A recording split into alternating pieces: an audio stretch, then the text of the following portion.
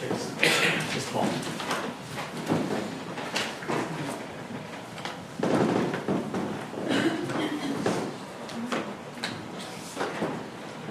Ladies and gentlemen, good afternoon. We've been sitting here for 3 weeks now. It's taken 3 weeks and 3 attorneys to put forward what they presented to you as the simplest case in the world. We have needed Dr. Darasaw, a number of doctors, a number of nurses, a number of paramedics, all to testify that this is obviously child abuse. Let's look at what actually happened in this case. What is this case about? It's about a rush to judgment, anger, rage, not by Jennifer Rosenbaum, but by the authorities when this child turned out dead. DFACS had to account for this. DFACS was sued. Money was at stake. People were talking about owning DFACS. To let it go by without a show trial like this would have been negligent at best. They are telling you that the medical evidence in this case is simple and clear, and these are just unlucky girls. There is nothing simple and clear about this case. Nothing. You have a woman who does not know how to do CPR, be it adult or child. You have a woman who does not know how to do Heimlich, adult or child. And this woman is put in the position that, as Dr. Sperry says, he wouldn't envy anyone being put in the position. The child is going down, she's choking, you can't seem to fix it, you try everything possible. And yes, you're giving thrusts into the stomach. And yes, those thrusts are like punches into the stomach of a little girl, because these are adult punches, not 3 fingers pressing in on the stomach.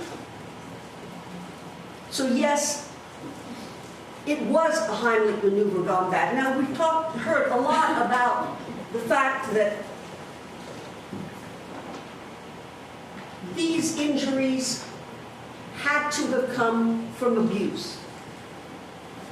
When you consider, ladies and gentlemen, that we have had a parade of witnesses come in here day after day, after day after day, to tell us that now in hindsight, what they saw was abuse, that they saw all sorts of abuse, but they did nothing about it.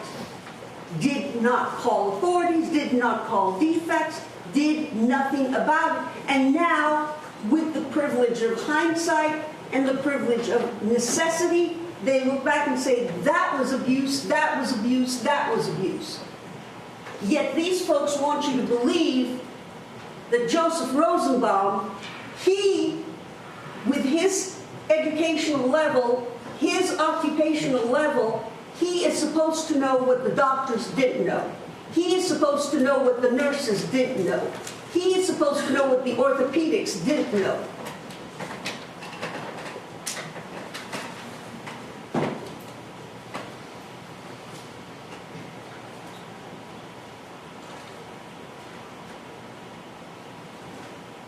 Joseph Rosenbaum is charged in this case for one reason and one reason only, and that is to try and get him to turn on his wife.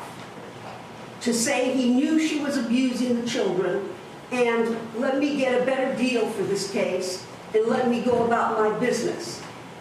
But Joseph Rosenbaum did not see abuse. He did not see his wife do anything. He was working 2 jobs. He came home, he babysitted the kids.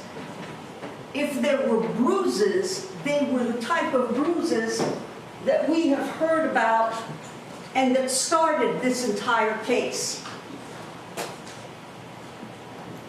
Miss Lambert, saw this horrific show of force on this child and decided to have pictures taken. She saw this example of horrible abuse and decided to have pictures taken. Ladies and gentlemen of the jury, you will have these pictures out and ask you to look at them and look at them carefully and see where on earth are the injuries. And ladies and gentlemen, if Joseph Rosenbaum saw skinned knees, bruises on legs, you mean to tell me he's supposed to take this child to the hospital? He's supposed to not let his wife sit with this child?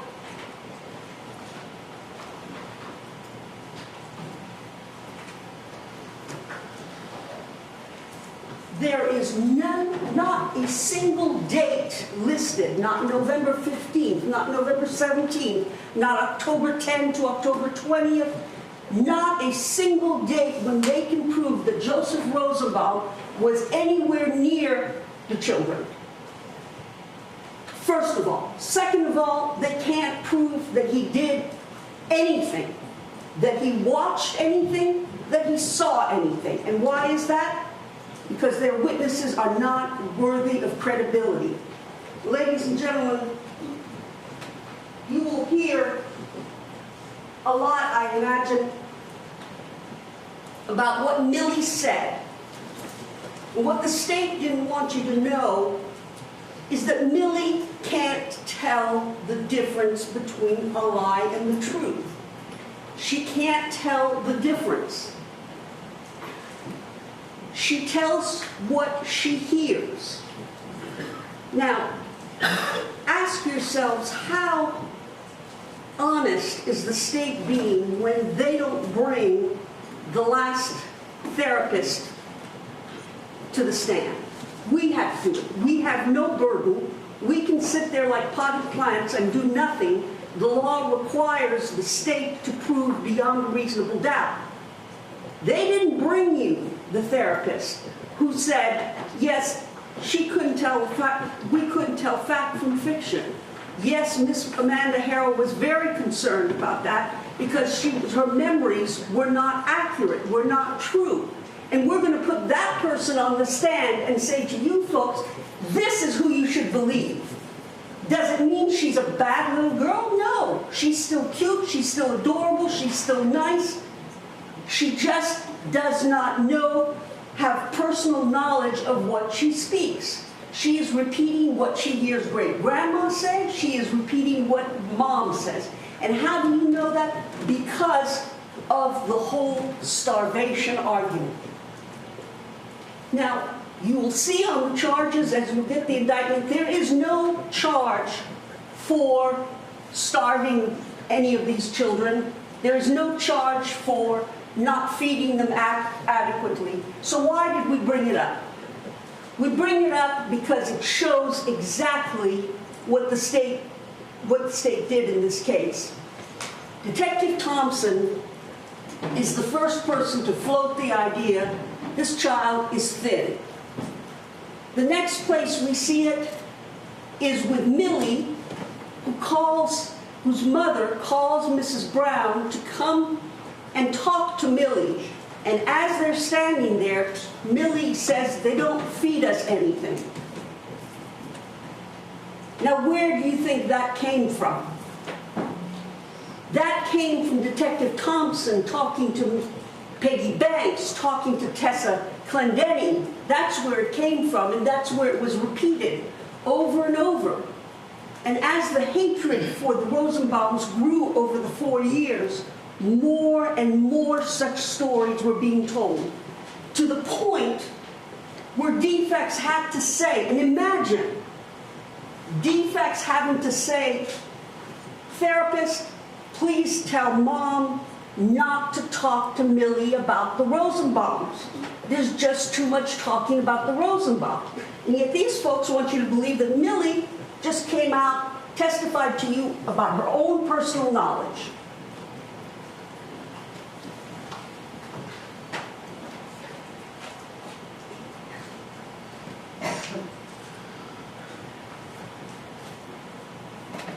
This case comes down to what happened on November 17th. And on November 17th, ladies and gentlemen, Dr. Sperry testified that it was a chaotic, frenzied scene as Jennifer was trying to save this child. In the course of doing that, she unfortunately caused damage to the internal organs by doing improper CPR, improper Heimlich, and pounding on the back, and thrusting against the stomach. And think a little bit about Layla. She is slight. She doesn't have fat on her like I certainly do, and I'm showing you thrusts here. When you do a thrust with your hands on little Layla, that's going deep, and that's pressing up against the backbone, and that's causing the splitting of the pancreas. Now, Mr. Chase wants to make a big deal of about the fact that there's only one study. That doesn't mean that there haven't been split pancreases. It only means that there's one study. And you need to be very careful when you go back and deliberate and think about this case. What we say, what Mr. Chase and Ms. Young and I say, is not evidence. It's argument. It's not evidence. Because Mr. Chase says something doesn't make it so. Let's talk a little bit about some of the things that he said that doesn't make it so. We talked to you about OIS 1 and OIS 2. What did that mean, and what did that have to do with anything? He engaged in a conversation about that with Dr. Sperry. We were not privy to what they were talking about. It was not explained. Was it OIS 1, OIS 2? What does that do for you?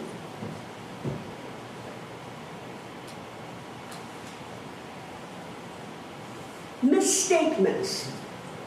Miss McKee was a friend of Kimberly Smith, Layla's great aunt. She was a friend before Layla's death, she was a friend after Layla's death, and she remains a friend. And what is true is she sought information. Yes, she did seek information. She went on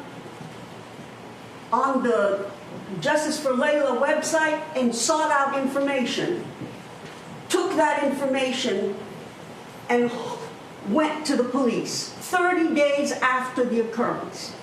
All of a sudden, she has some tremendous evidence to present to you, and you're supposed to believe that evidence. There's no evidence before you that Jennifer talked to this woman, just her word.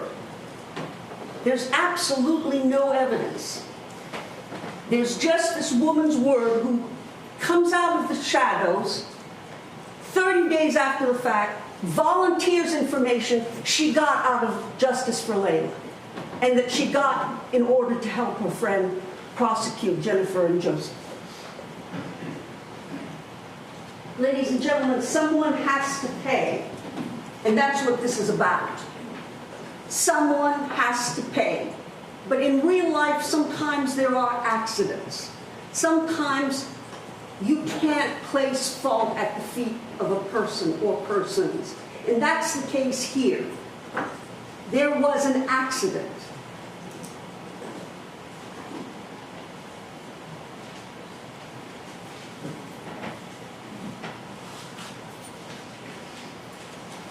Dr. Messner. Dr. Messner works for a child advocacy organization. They are there mainly to represent children. They believe children don't lie. They believe children tell the truth about abuse. But what did you hear? You heard that Millie tells stories, that she fantasizes, that she repeats what she hears.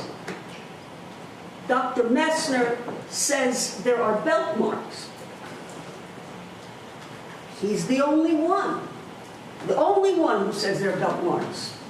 Dr. Darasoff says, no, there are no pattern marks. I didn't see any. Dr. Sperry says, no, I didn't see any. But Dr. Messner comes up here, the advocate for children, and he sees things that you and I don't see.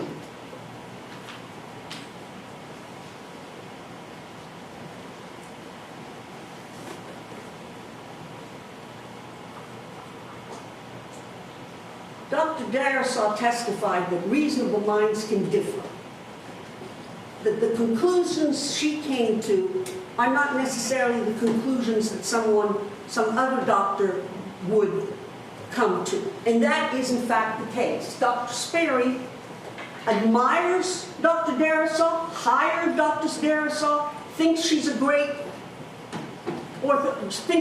pediatric pathologist, but she made a mistake.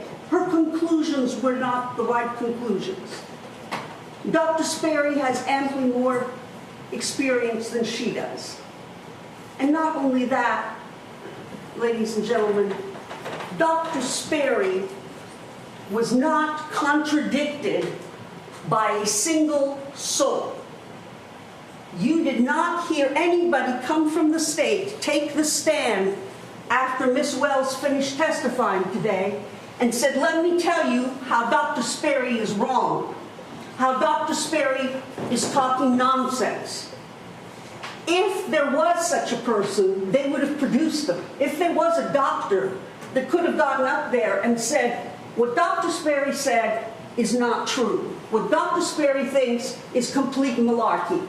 If there was such a person, you'd have heard from them. But there isn't. Not even Dr. Darasoff came here, got on the stand and said, no, this is why he's wrong.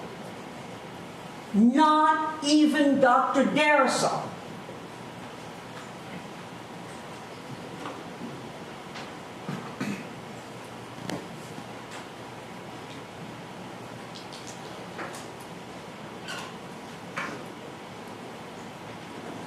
Motive to lie. Ladies and gentlemen, it's the American system of justice to get up here and say that defendants have motives to lie. Where is the presumption of innocence? Where is the innocent until proven guilty beyond a reasonable doubt? Immediately, because you're accused, you have a motive to lie. Did Peggy Banks have a motive to lie? She lied. Did she lie about big things? She lied about big things.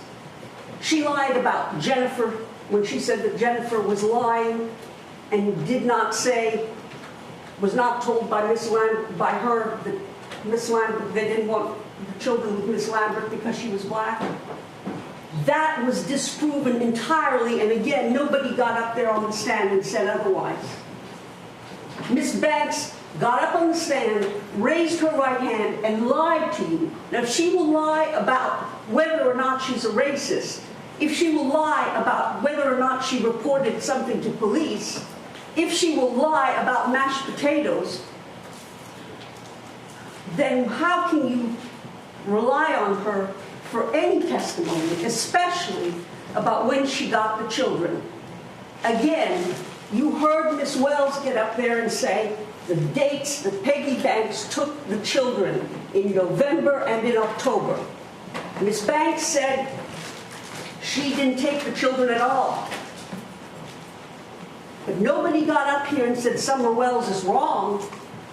Nobody got up here and said, prove that Peggy Banks got those children, and how can you believe Peggy Banks if Peggy Banks can't tell the truth about herself, sore as it may be, that she did in fact tell Jennifer that she didn't want her daughter with black people? That's what she said. She said it again to Lakeedra Billingsley, and she said it again to the third DFACS worker.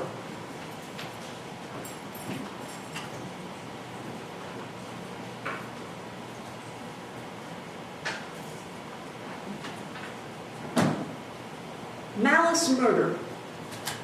Malice murder, you have heard is a combination of the intent and the act to kill. The intent to kill and the act to kill. Where is the intent to kill?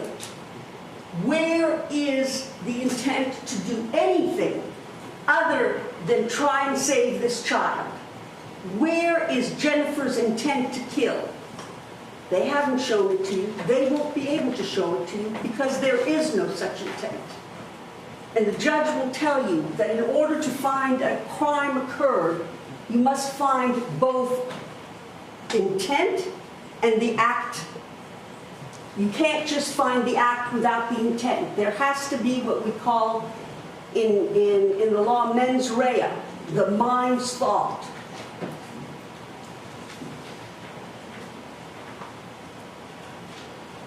Where is the intent to kill for Joseph? Where is the intent to do anything for Joseph? Except go to work, come back, babysit the girls. Has anybody said one thing in this courtroom about either of these young people having anything about them that reflects anger, that reflects malice, that reflects rage? There's been absolutely no testimony to that. In fact, the contrary is what you've heard. You've heard nothing but that these children were loved and cared for, and that they were clinging on to Jennifer, and they held on, and you have pictures. Ladies and gentlemen, we've distilled 2,000 pictures into perhaps a couple hundred. And you will be able to see the dates on those pictures, and you will be able to see how almost every date is covered, and those children are not bruised, they're not battered, they're not cut, they have no lesions on them. Dr. Sperry, who was not contradicted by anyone, told you you can't tell if those injuries are 5 minutes or 5 hours old. What you do know is they're acute. And you do know that they all happened at once, unlike what Mr. Chase said. They all happened at once.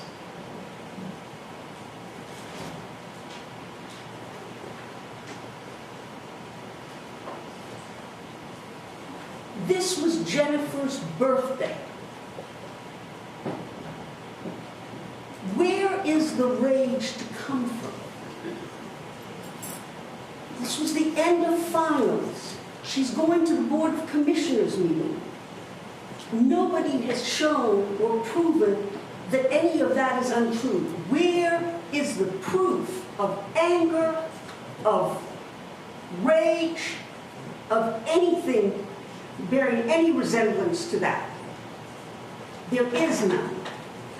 What you have to believe, unlike what Mr. Chase said, is that she did wake up that morning and decide, this is a fine day to beat up Layla. Layla, who bore absolutely no threat to her. Layla, who's a sweet, cute, beautiful little girl. She had no reason to do that. What she did have reason to do is to try and save that child. And she did try to resuscitate that child by pounding on its back. And remember the 911 tape, which you'll have out and you can listen. You will hear that the paramedic on the 911 call said, you do 30 presses, 1.5 inches down, 2 breaths, then another 30, and then another 30. We went up to a total of 30 compressions on this little girl's chest. 30 compressions on this little girl's chest being done with the adult CPR, followed by a 200-pound man who was doing CPR with his entire hand as well. And you wonder where she got the injuries?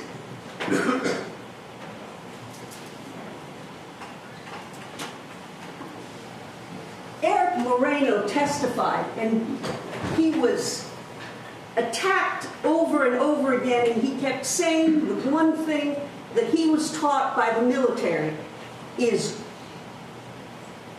you give breaths, and then if you know CPR, you give CPR. That's what the manual said. That was uncontradicted.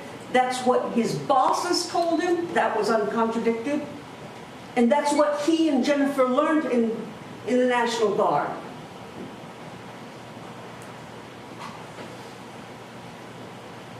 You don't do CPR if you don't know what you're doing. Why? Because things like this can happen. You don't know what you're doing, you're extra forceful, you're being told you're not doing it hard enough, you need to be more forceful, and you end up going through the child's pancreas. That's why there is such a thing as a child Heimlich maneuver. That's why there is such a thing as child CPR.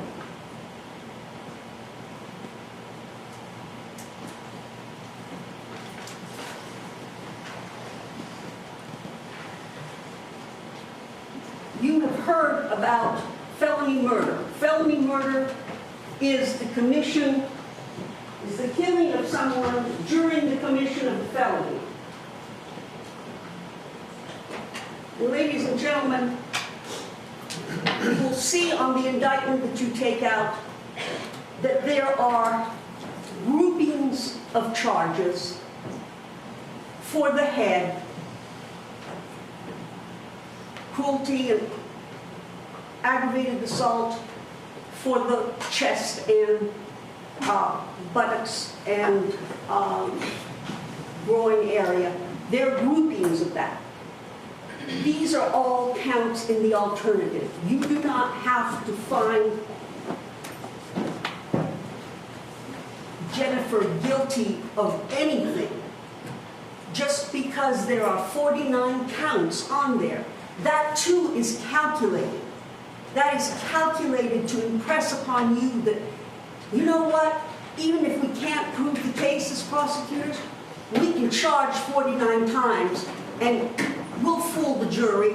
They'll think if they can get 49 charges out of this, she must be guilty of something. When in fact, she's guilty of absolutely nothing except trying to save the life of this child.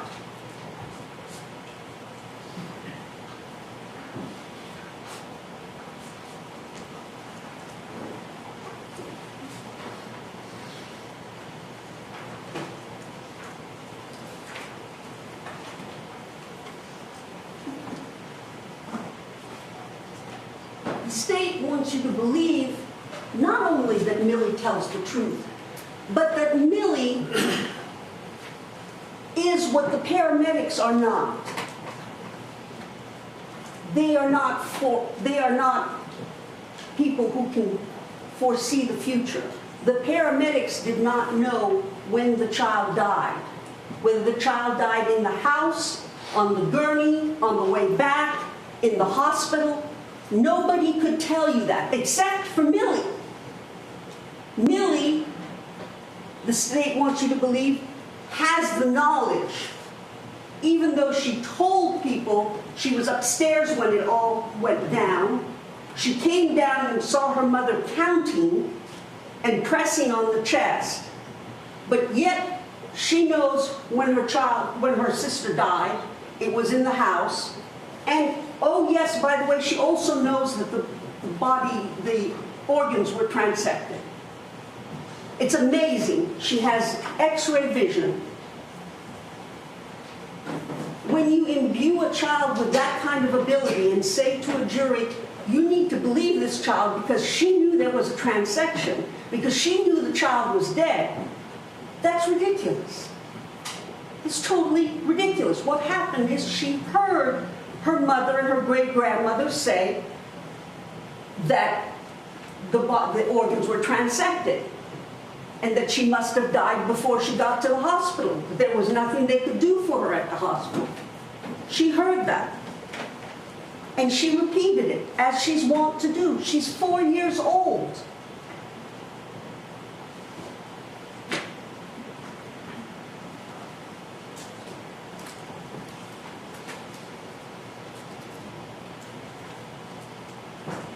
Let's talk a little bit about the interviewing of Millie.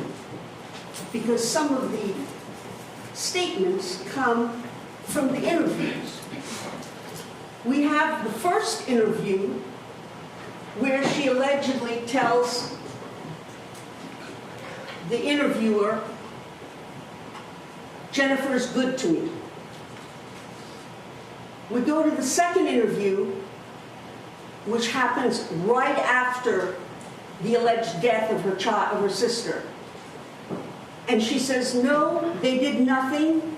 Samantha White had asked her before, "Did they hit you? Did they kick you? Did they do anything to you? Did they spank you? Did they knee you?" She said no. She went to the interview. She was asked there, "Did anybody spank you or hit you or do anything to you?" She said no. "Do they hit you? Do they spank you?" No.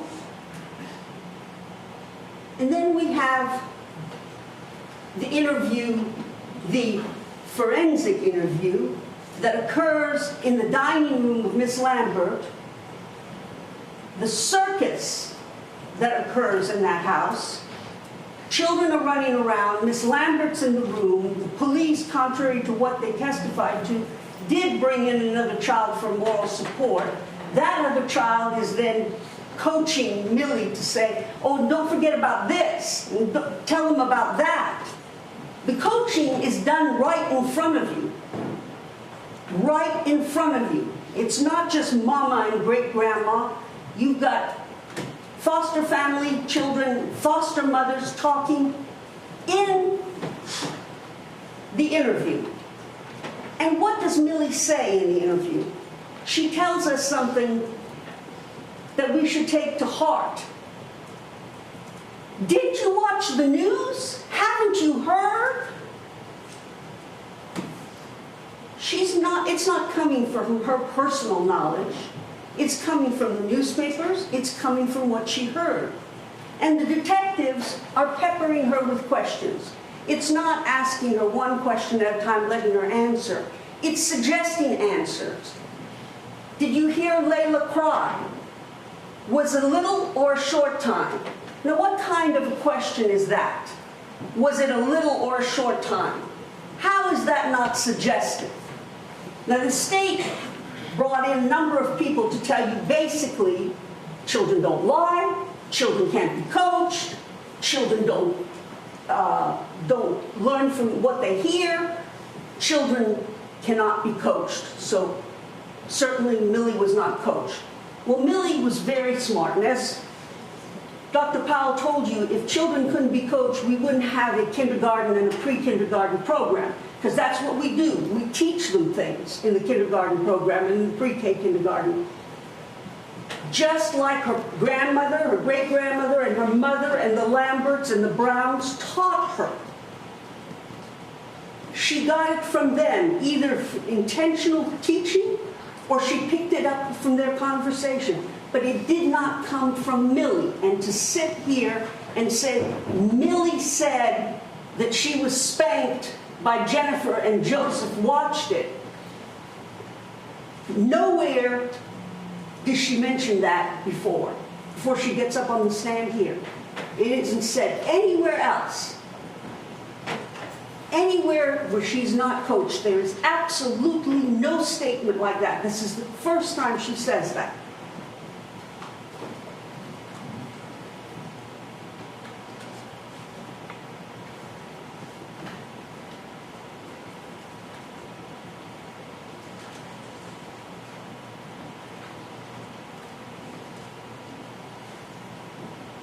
Ms. McCullough came here and testified and suggested to you that Millie does know, is talking from her personal belief.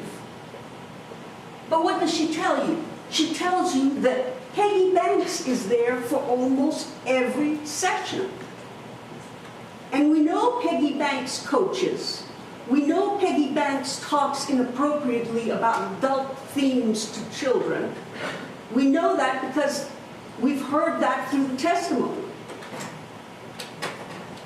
And she sits there in almost every session.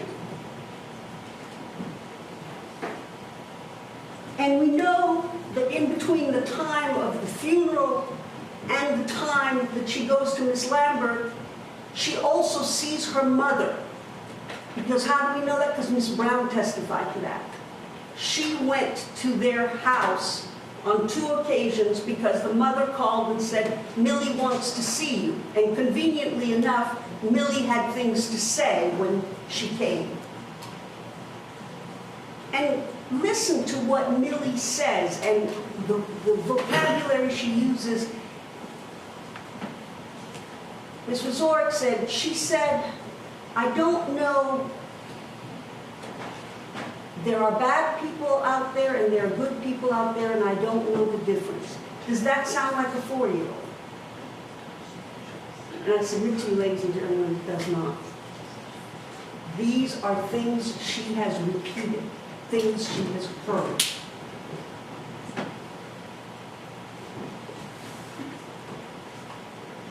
The state said that there were bruises that were visible to Joseph before he left the house on the 17th. Where are these bruises? We have seen the bruises that ended up, but we have seen absolutely no evidence that there were older bruises that were visible to the eye. Nobody has testified to that. Nobody has told you that they were visible to the eye. Merely that in a microscopic examination, they appeared to be older. That doesn't mean that they looked older. That doesn't mean that they looked like bruises.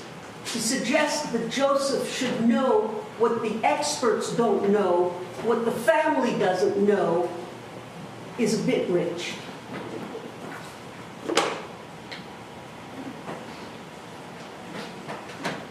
Impetigo.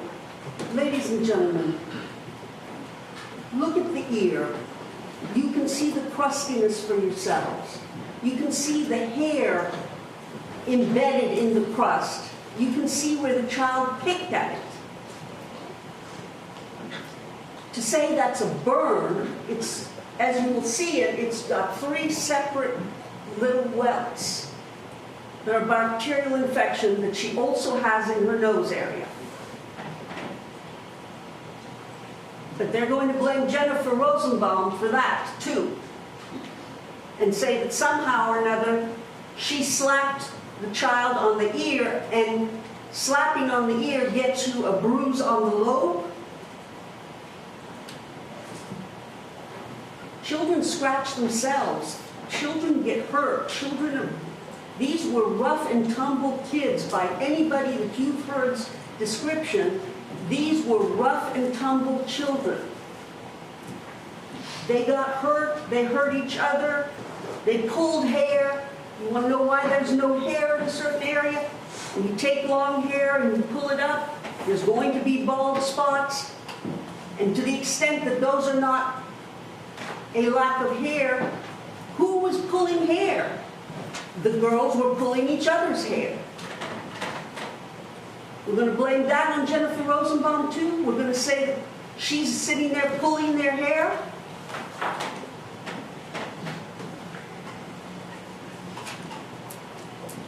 Mr. Chase says to you, maybe this is what happened. Maybe that is what happened. Maybe she was stressed out. Maybe she had a lot of work at Emory Law School. Maybe she felt pressured. Maybe the children were acting up. Maybe does not mean guilt beyond a reasonable doubt. Maybe is doubt. They don't know. It might be this, it might be that. To the extent that might be something else, you have reasonable doubt. Dr. Sperry's testimony is the definition of reasonable doubt. Dr. Sperry's testimony, especially because it was not rebutted, nobody got up and said it wasn't true.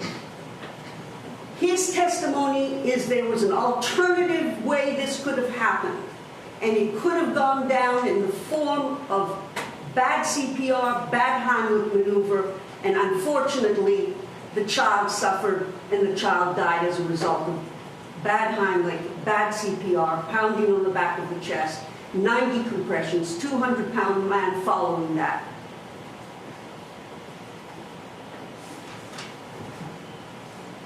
But we want to blame the Rosenbaums, for which there's absolutely no evidence.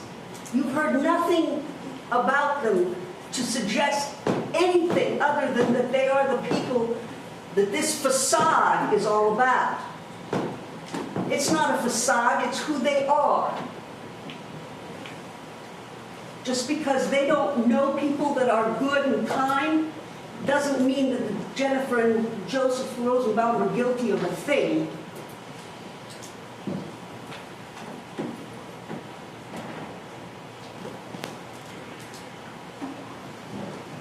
Chase says, well, you know, he shouldn't have put clothes on the children. He should have seen the bruises, and he shouldn't have put clothes. He should have taken the kids to the hospital. What bruises? Where bruises? All the bruises were done on the same day. Doctor said some were a little bit older, but she couldn't tell 5 minutes from 5 hours. Bottom line is, they all occurred on the same day, and they occurred after he left. He can't be held to blame for his wife's CPR and his wife's attempts to save this child through the Heimlich maneuver, through the CPR, through pounding on the back, trying to get that item out of the mouth. What else does Mr. Chase say? Mr. Chase told you and tried to bring out the fact in Dr. Sperry that Jennifer had the house for 6 days before she gave a statement. But what he didn't tell you is what you know, because you heard it from the police officer when he got up on the stand and said, Jennifer said there was chicken in the drain, aren't you going to collect it? So there was a first time. She did say it immediately. She said it right then to the police officer that responded. Are you going to collect it?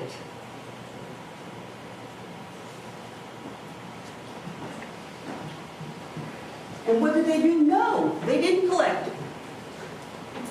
They don't care. Could mean the difference between a guilty verdict and a not guilty verdict, but they don't care.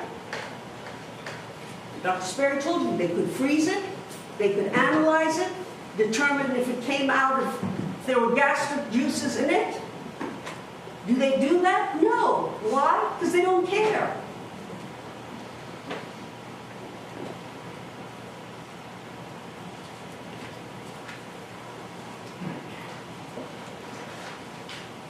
Beware of misrepresentations. As Dr. Sperry told you, it's a horse, not a zebra. What Mr. Chase says is not evidence.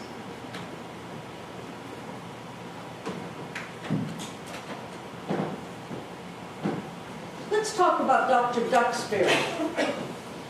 Dr. Duxbury, the infallible doctor who doesn't do a thing to stop what he considers to be a violent woman who has abused a child. He doesn't call the police. He calls the former doctor to berate him about it. He doesn't call anybody to say, this Jennifer Rosenbaum left here and she didn't go to the Eggleston Hospital like I told her to. We need to ask her some questions. Let's do a welfare check. That's what he's obligated to do. That's what he takes an oath to do. That's what it means to be a mandated reporter. You don't just get to call people up and berate them, check with Eggleston, make sure she didn't go there, and then sit on your hind legs and write a letter. Write letters to cover your own rear end.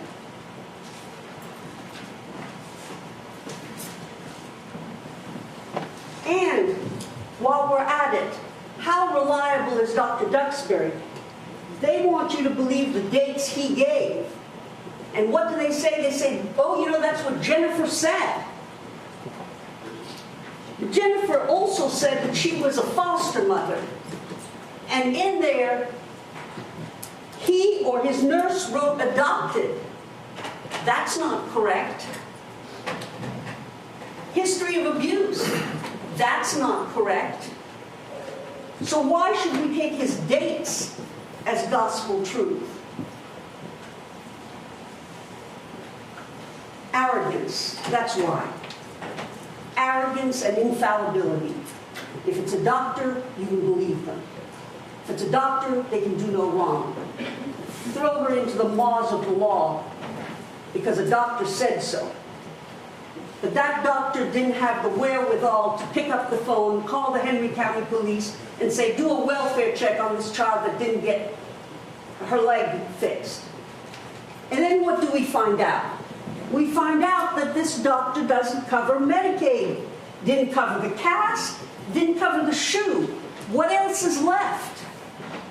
So yes, she went to another facility that did cover the cast and the shoe. It's not like she didn't go get treatment. She did. There's absolutely no evidence that she didn't call Eggleston and that they didn't say there was no appointment for that day. She went as quickly as she could to where they paid Medicaid. The state doesn't want you to know that, and neither did the doctor. Because what did he say? I don't know nothing about money. I just rake it in, but I don't know anything about money. I don't know anything about billing. But isn't it interesting? He knows about everybody else's billing practices because he tried to tell you about what other people do. His own, he doesn't know anything about. But other people, he knows their business.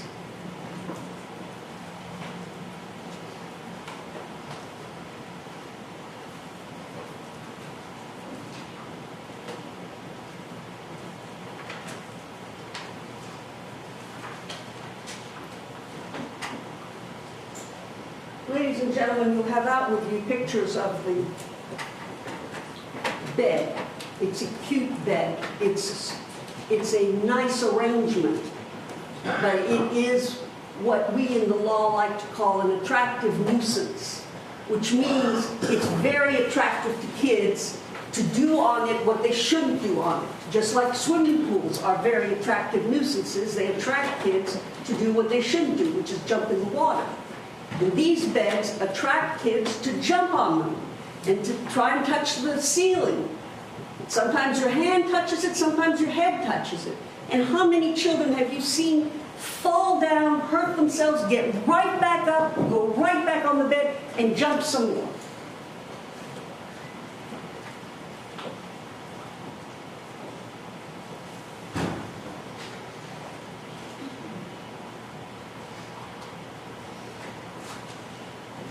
"49 counts. Because you couldn't hold anybody accountable in less than 49 counts. Because you couldn't do a count of murder, a count of aggravated assault, and a count of cruelty and call it a day. No, because we are being driven by an agenda. And that agenda is to blame somebody for what happened, whether it be accident or not. We're not going to let defects take the hit for all of it. We're not going to let the state pay out money to this family and not have somebody to hold responsible. That's what this is about. That's why there are 49 counts. All these people that now come and tell you, oh, it was abuse. Amazing how they have 20/20 hindsight vision. But where were they? Way back when. Where were they? Peggy Banks and Kim Smith, it wasn't their fault. They didn't need to tell anybody.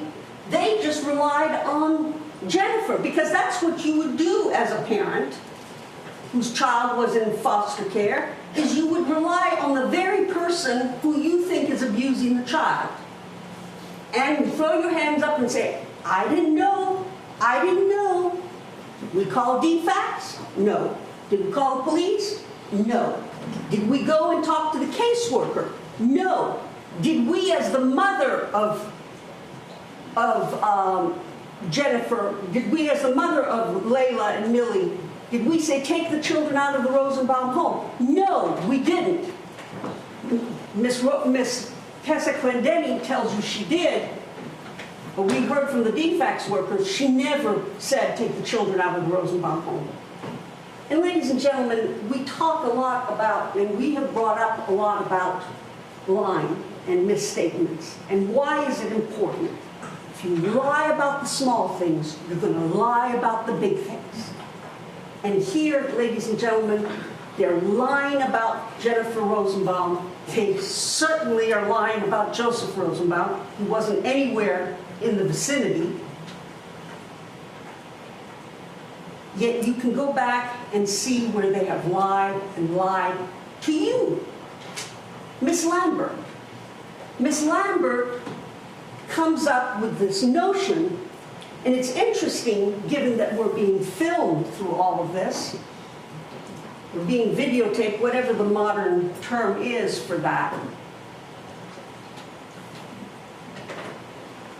It's interesting that Miss Lambert comes in and says, you know, Millie told me Joseph hit her on the back.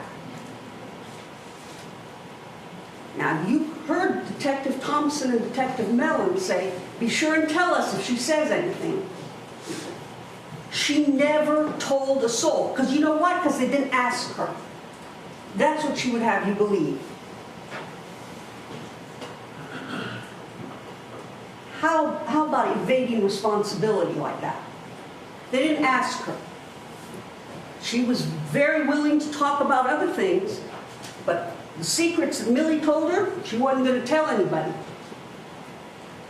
Well, what's interesting about the fact that we're being filmed and that Miss Lambert comes up with this idea that Joseph is the one that hit Millie on the back? She sat and watched the opening statements.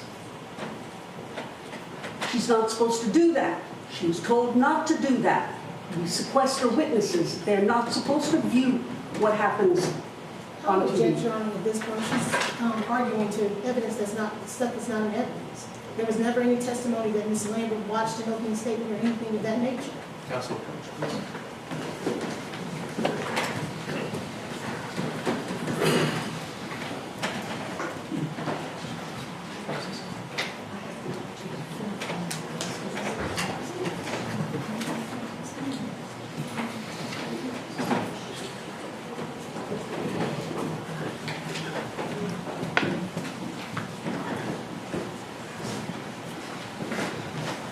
Objection sustained.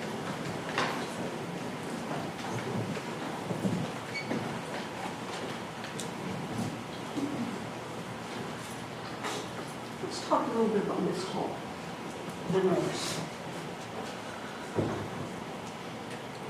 This is taken 4 days after Layla fell down the stairs. You heard Miss Hall testify.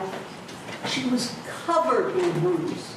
Not only was she covered in a bruise, she went to see her a day later, and she had another bruise on her face.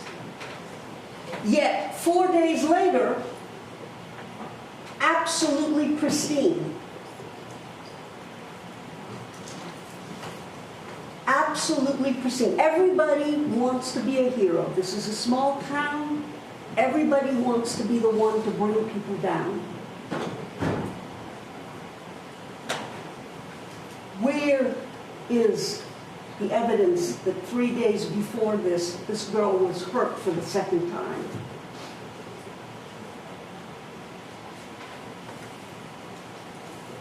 That evidence is the same place where this evidence is.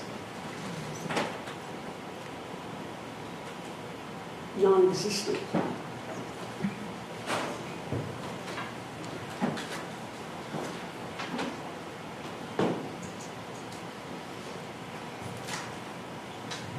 These are pictures taken November 11th.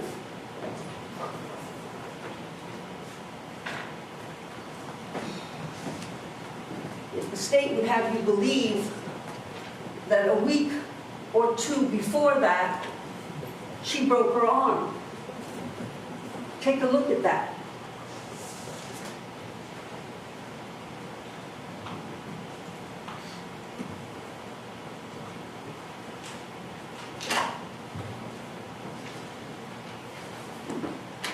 Let's talk about Miss Lambert. Miss Lambert says that Jennifer took the children on June 28th. Look at what's been marked as State's Exhibit 118. And Miss Lambert is very proud, and so are the defects, and so are we all, for the fact that she documents so well. But if you were documenting for before June 28th, why would you put it after? Why would you squeeze it in before June 21st? Here you have the June 21st incident, and then you have June 28th that she writes on top of June 21st. I submit to you, ladies and gentlemen, she told the story about subsequent bruises. And so she documented it after the fact. And how do we know that those subsequent bruises didn't happen? The way we know that those subsequent bruises didn't happen is because there's no pictures of it. She had these two pictures taken.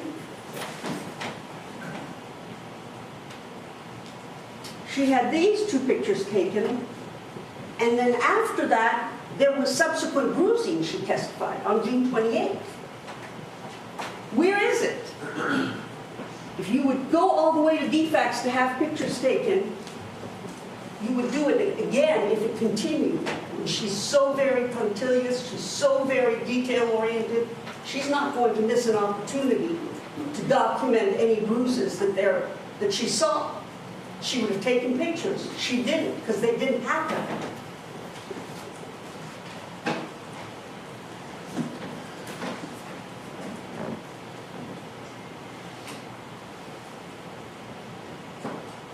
Banana Republic, June 28th. Their witness testified that she worked that day with Jennifer. That she checked her schedule and they were scheduled that day. Not whether or not she got paid for that day. They were scheduled that day and they worked that day.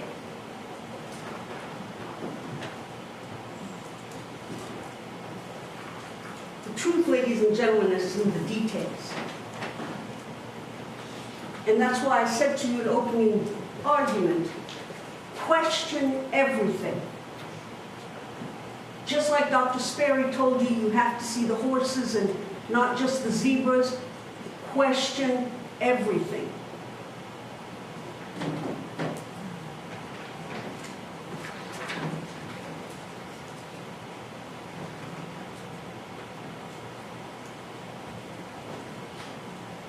Much ado is made of the fact that Jennifer has said slightly different things to different people.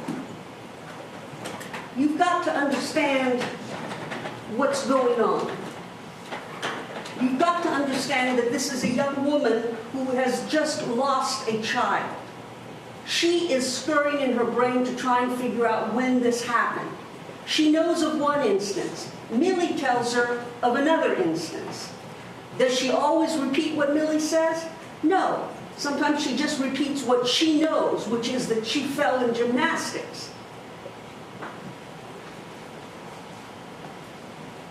And it's interesting that the gym tells you, you know, it couldn't happen.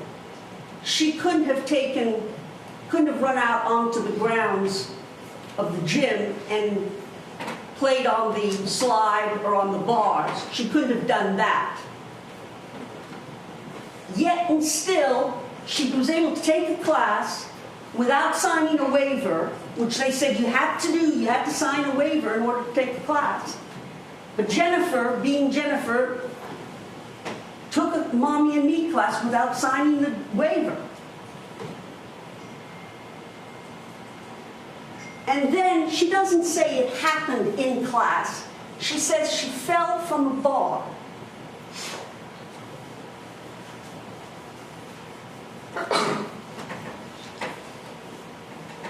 She's trying to help the girl up, to get her to grasp onto the bars, and instead the girl slides down and falls. And then is limping. So she does something about it. There's no failure to seek medical attention. She seeks medical attention. That pink cast is evidence that she sought medical attention.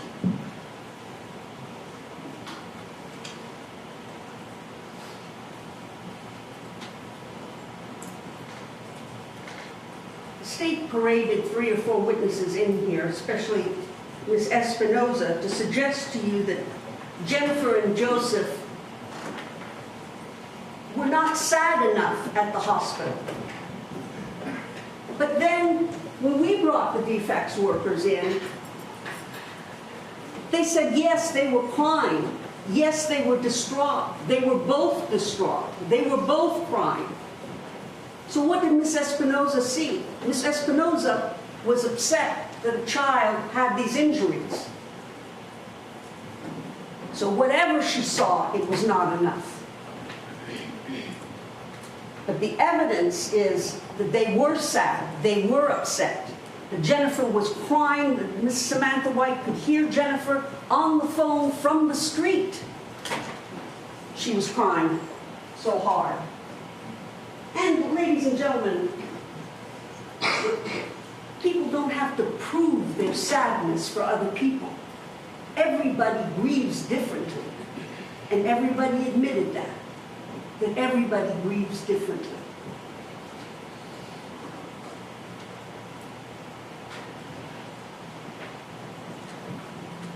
It's interesting that Espinoza and Emma Carr don't see what everybody else sees, which is a very distraught and very sad Jennifer and Joseph.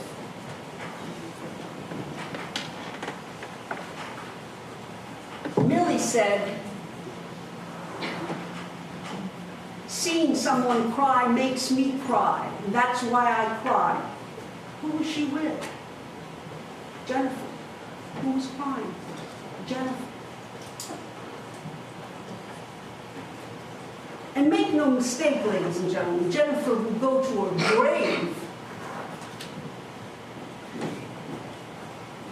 distraught about this. You don't go through something like this.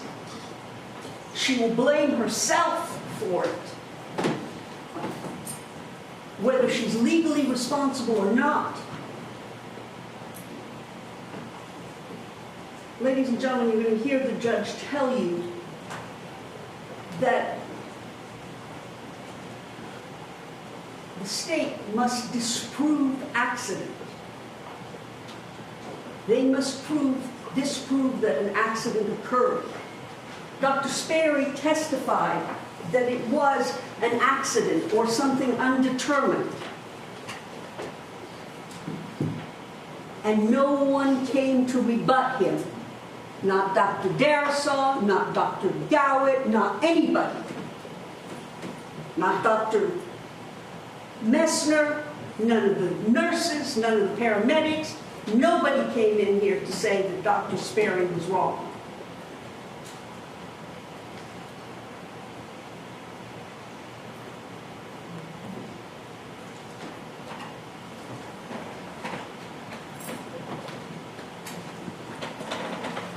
Jennifer talked to everybody and anyone that asked her to. She talked to DFACS. She talked to the police. Even with her attorney present, they still sat there and answered every question. They were being filmed. They knew that. She answered every question. She talked to Dr. Sperry. Anybody that asked her to talk, she is more than happy to talk. She was more than happy to talk to defects. She was more than happy to talk to the police. She was more than happy to talk to Dr. Sperry.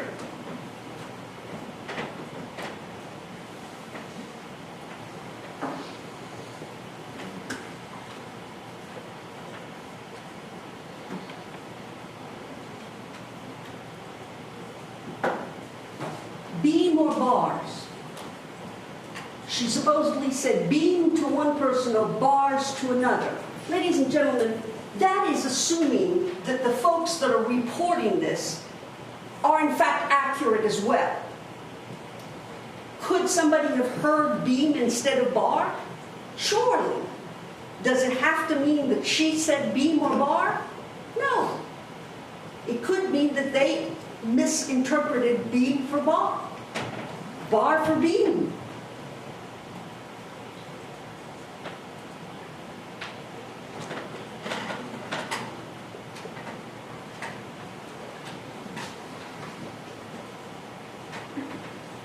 Why did we bring Detective Nawara in here? She didn't testify too much, you might say. What she testified to is that Millie said exactly what I asked Kia about. I said to Kia, isn't it true that Millie said a bear had scratched her, that that's how she got hurt? Kia said no, she looked at me like I was crazy. But indeed, we find out she told Detective Nawara that Millie said a bear had scratched her. You've got all these different statements. They want to hold Jennifer accountable for beam and bar. They want to hold Jennifer accountable for talking about a gymnastics injury when she didn't talk about it happening at Nana's house, when she didn't know if it happened at Nana's house. She just got that from Millie, who we know is not the best historian. They want you to hold her accountable, but they don't hold their own witnesses accountable to that.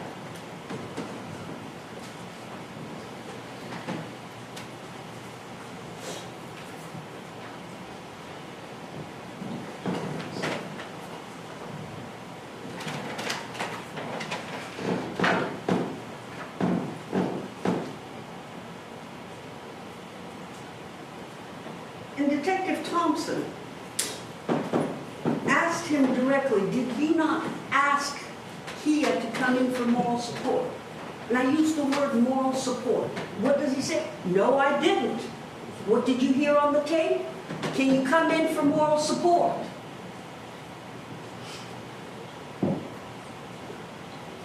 These are shortcuts to conviction, because that's what they want you to do.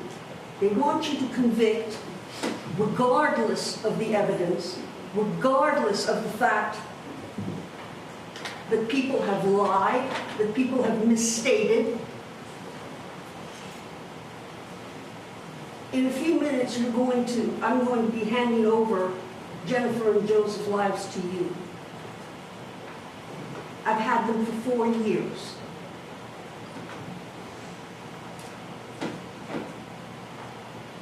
I'm just going to ask you to take as good care of them as I think I have, to care for them as I think I have.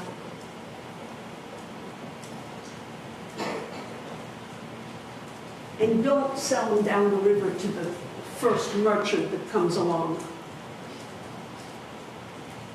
Brings you pretty pictures and says these are injuries, when they could very well be as a result of CPR or Heimlich. Again, nobody rebutted Dr. Sperry. Nobody rebutted Dr. Sperry.